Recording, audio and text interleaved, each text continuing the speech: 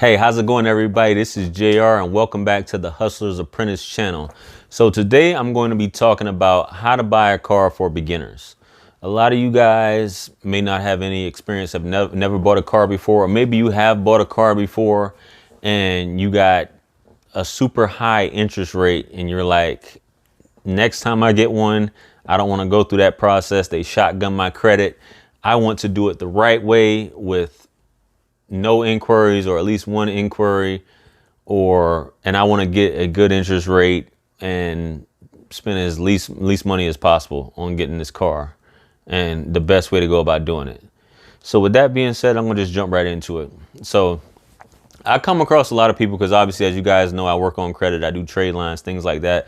So I come across a lot of people who either want to buy a new car or they want to buy a house. Those are the top two things that my clients want to do. That's the reason why they're getting their credit fixed. So the biggest thing that happens that I don't understand is people tend to go to a dealership and they'll have the dealer run their credit. They'll shotgun their credit and get like 10, 15 inquiries. And either two things happen. Either they don't get approved, and that's when they come to me to get their credit fixed, or they get approved and they have a super high interest rate. Happens all the time. And some people don't even know what a super high interest rate is. Sometimes all they want to hear is those magic words: you're approved. Here's an offer. Will you sign this piece of paper saying if I can get you in this car with this payment, you'll purchase the car? And people will be like, yeah, I'm approved. Man, I got this car. I got this Hellcat. I got this Impala. I've got, this Altima or whatever. And it's the worst deal ever. And there are the American Acceptance. I'm not saying these are most of the people the companies who give you these loans. American Acceptance. There's a Capital One doesn't have the best unless you have good credit, but they will approve you. Santander, or however you want to pronounce it, Santander. Those are, Drive Time is another one. They'll give you, and they have like these ridiculous interest rates that are like 20%, and people are steady getting them. And before you know it, they have multiple late payments and the car ends up getting repoed. Another thing that people don't do is get warranties, which I don't understand why you're getting a lot of times these used cars with no warranties. And then the car ends up going, TU, and you don't know what to do at that point, except turn the car over and voluntary repossession. So with that being said, I want to tell you how to buy a car for beginners. And this is what I would do if I was starting all over, because a lot of people ask me, well, what would you do? Basics for buying a car. When you want to buy a car, you have your own, when it comes to FICO scores, you have a FICO score for auto. When you're buying a car, you have a FICO score for credit cards, and you have a FICO score for buying houses, a mortgage score.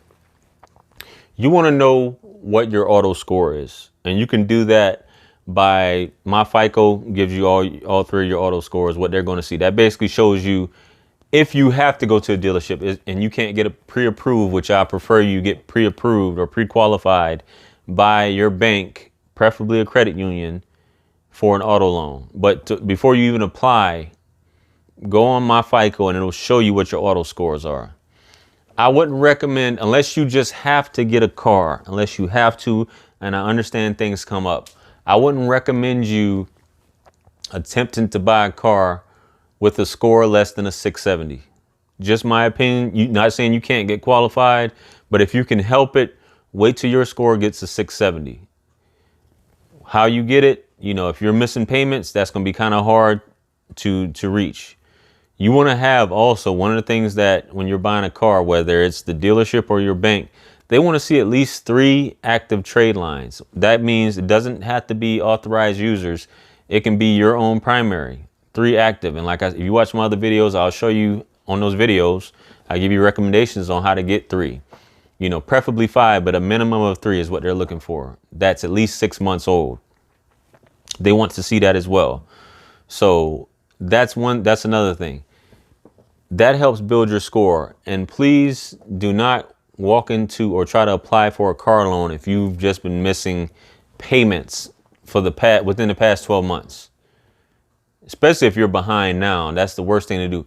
Many people don't discover what their actual credit score is until they go to a car dealership, which is the worst thing ever. I still don't understand. It's reckless how you don't know, or why you aren't willing to seek out what your credit score is before you go and apply for this loan. I call it knowing the answers to the test before you even take it. Wouldn't you want to know what your score is before you go and apply? I know I would. And this information, there's Google out here. The information I just gave you, myfico.com, that can save you a lot of time on whether you're going to get approved or denied. So before that, also, you have different, like your banks a lot of times will have a car buying program that you can do, or you can do your research online. The number one site that I recommend is Car Gurus. Car Gurus, it goes all throughout the United States. It shows you the value of that car and what you want to go off of. You want to definitely go off of the fair market value. You don't want to go off the MSRP, which is the manufactured suggested retail price. You want to go off the fair market value of that vehicle. And Car Gurus does a great job of showing you what the fair market is and whether you're overpaying or it's a less or a great deal, or if you're underpaying, you know, as far as that price goes. So I highly encourage you guys to check that out before you go and purchase a vehicle. That way you know what you should be paying for, and whether you're getting got when you go on that car lot, because they'll try to run all kind of game, and it's best for you to know. And just to know that information first, you're ahead of the curve. And a lot of sites, Car Gurus will show you if it's been in any accidents, things like that. The Carfax, all that stuff like that is provided. So once you have all that information, and this, like I said, this is for people who don't need to buy a car immediately. This is for if you have time. If you have to buy a car, I understand things come up, you just have to go and buy a car. But work on your credit in the meantime to refinance based upon these things that I'm telling you right now. So once you meet these requirements, from what I'm saying, you want to get pre-qualified either through your bank or credit union or things like that. If you're not able to, at this point, I wouldn't recommend it, but still go on the car lot, and I would ask them, who are your most competitive lenders that you guys work with and that gives the best approvals? And they'll tell you, and then you'll say, I only want you guys to run it through those banks. If I can't get approval through those banks, I don't want to purchase a vehicle. I'll come back some other time. That way they know for sure, hey, you're not messing around. We got to get an approval. So they run it, and that'll give you as minimal inquiries as possible, which won't hurt you too much in terms of that. So once they come back with that price, and they say you're pre-qualified at such and such rate, a new car, ideally, you don't want to have anything over, and this is being very liberal, you don't want to have anything over 5-6% on a new car as far as interest rate. And I'm being very liberal with that. A used car, you don't want to have anything over 10%. And I'm being very liberal with that as well also, in terms of that, because you're paying a heck of a lot at that point. You don't want to go over those amounts. Also, if your car doesn't have a warranty, I highly suggest you get a warranty from them, or there's third-party warranties that you might want to sign up for as well before you walk off that lot, to make sure you have that, because anything can happen if it doesn't already have a warranty or an extended warranty and things like that already in place that they're including, or you want to get it included in the price, which you can negotiate. If not, you can always walk away. Just remember, the strongest negotiating factor is being able to walk away from the deal if you don't agree to the terms. That's just the way it is. You're not liable to buy that car. You can always walk off at any point if you don't like what they're trying to sell you or the deal that they're trying to give you. Remember, they're the salesman, you're the buyer. You got to have leverage walking in as well. Even if you do have a horrible credit score and they say this and this, you still have leverage because you don't have to buy the car. So keep that in mind. So with that being said, once all those terms match up and you got the warranty and you got everything included, then it's pretty much a done deal at that point, once it meets all the qualifications that you're looking for. So You get yourself a good deal. You got yourself a warranty.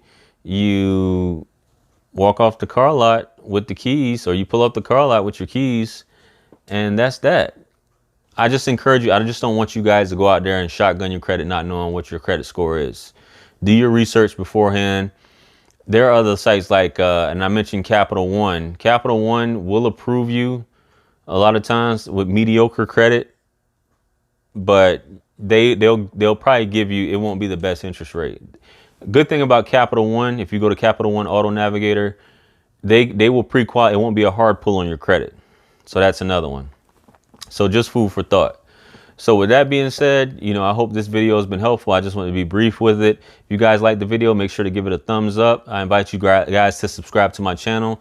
If you want to learn more about hustles, about credit, about real estate and things like that, go ahead and hit the subscribe button along with the bell. That way you receive all the notifications for all of my future videos.